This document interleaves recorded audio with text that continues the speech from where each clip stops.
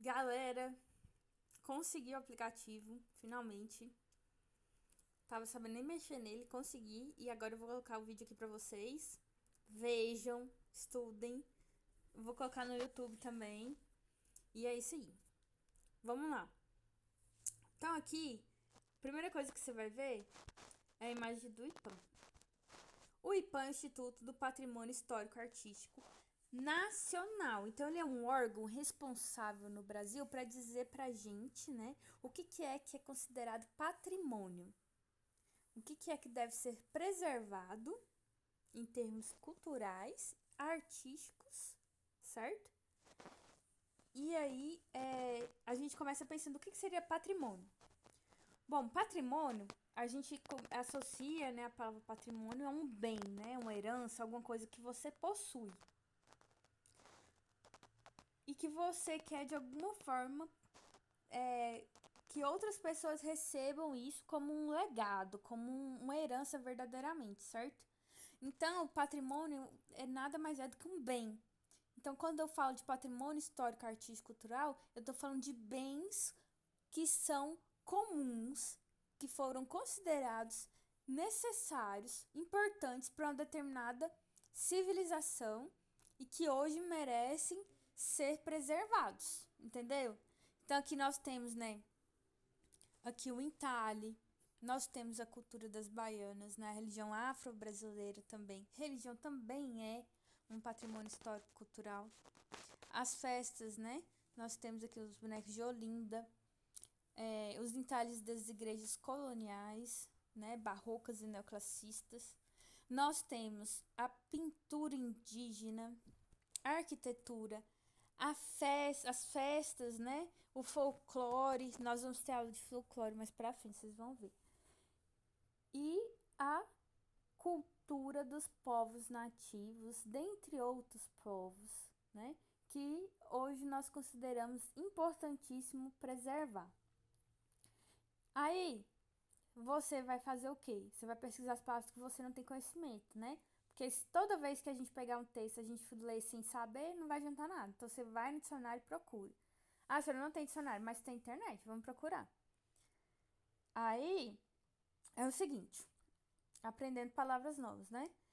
O IPAM, ele é responsável, né, por proteger e promover os bens culturais do país, assegurando sua permanência e usufruto, ou seja, outras gerações, além da nossa, devem ter conhecimento dessas culturas e devem também ter a consciência de que é necessário preservar essas culturas.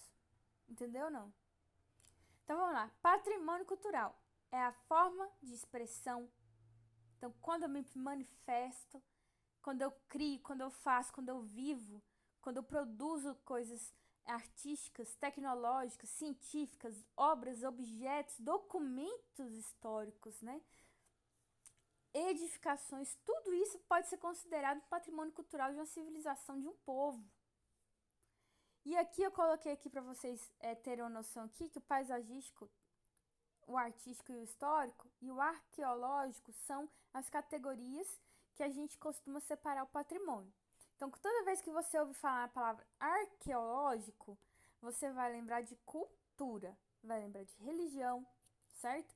Vestes, ritos, tudo mais. E toda vez que você ouvir falar em paleontológico, você vai lembrar das ossadas, que são vestígios, né, de DNA, vestígios biológicos que ajudam a gente a compreender determinadas civilizações.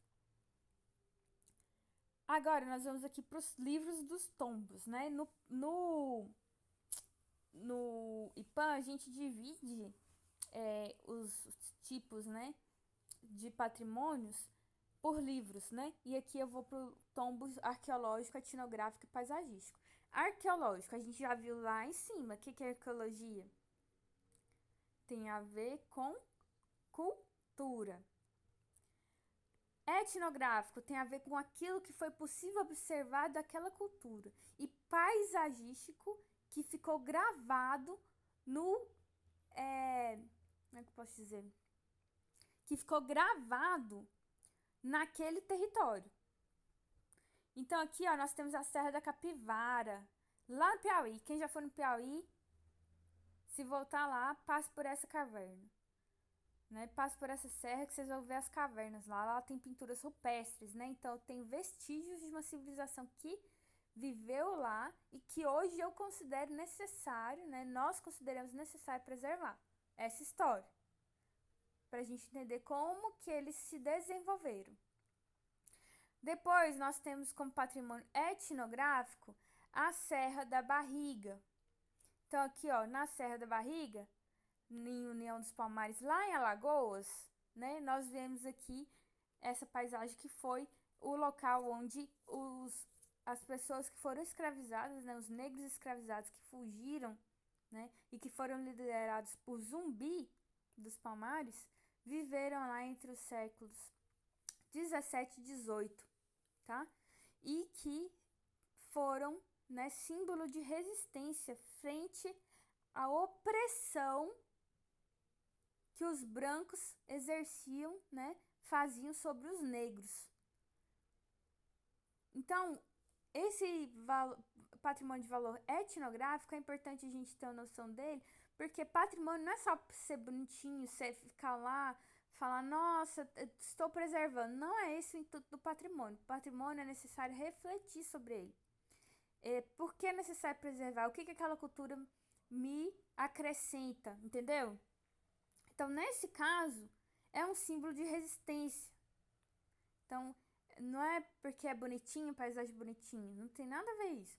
É porque é um símbolo de resistência. A gente tem que olhar para a arte, para tudo que envolve arte, com olhar crítico.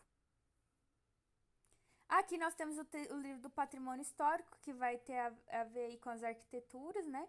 E aí eu vou lembrar vocês que o Brasil foi colonizado pelos portugueses em sua maior parte no território, e que essa colonização foi de exploração. Então eles pegaram tudo que é riqueza e levaram lá para fora. E o Brasil foi explorado tanto em minérios, né, em suas riquezas naturais, quanto também os povos nativos, né? O povo que já existia aqui foi escravizado também. Por consequência dessa colonização, a gente vai ter que a maior parte do patrimônio, do que é considerado patrimônio histórico-cultural no Brasil, tem raízes católicas, cristãs católicas. Por quê? Porque o Portugal foi colonizou o Brasil, quer dizer, e a religião deles era católica. Então eles tinham muito essa pegada de catequizar e tudo mais. E as manifestações artísticas giravam em torno, né, da religião. Então nós temos aqui um exemplo do Aleijadinho, que foi um grande escultor em madeira e também em argila, né? Ele é um escultor barroco, do barroco brasileiro, e que ninguém até hoje se igualou a ele, porque as obras que ele produziu são de grande valor e técnica, muita técnica. Então, afinal de contas, o que seria patrimônio imaterial? Já que eu já vi os materiais, né? O patrimônio material nós já vimos. Agora, o que seria patrimônio imaterial? O patrimônio imaterial, presta atenção. Imaterial eu não consigo tocar, é impalpável, entendeu? Significa que ele está presente, mas ele não é concreto, ele não é físico, eu não consigo pegar nesse patrimônio. É diferente de ter um prédio que eu consigo tocar, entendeu? É diferente de ter um vasilhame, uma urna funerária, uma escultura, um lugar. É diferente. O patrimônio imaterial tem a ver com tudo aquilo que constrói a identidade de um povo num determinado tempo. Então, pode ser uma cidade inteira, pode ser uma religião, pode ser um ritual, pode ser uma manifestação artística, pode ser várias coisas, mas ele tem que ajudar a diferenciar aquela comunidade, aquela sociedade dos outros. Então, nesse sentido, a gente chama de todo marcador e referencial de identidade para um determinado grupo social, que contempla edificações, certos usos, significações históricas, imagens, certo? Tudo isso é patrimônio imaterial. Aí eu trouxe para vocês aqui pesquisarem no Instagram e na internet o Araquém Alcântara, que é um artista que tem Instagram e que posta as fotos dele lá. Ele é um artista muito importante, né, brasileiro, reconhecido internacionalmente, assim como Walter Firmo, né? O Araquém Alcântara ele vai retratar a cultura nativa do Brasil. E o Walter Firmo, ele vai retratar a cultura brasileira, todas as manifestações culturais do Brasil. Aqui embaixo você vai ver nesse link da atividade complementar o portal Conexão Escola.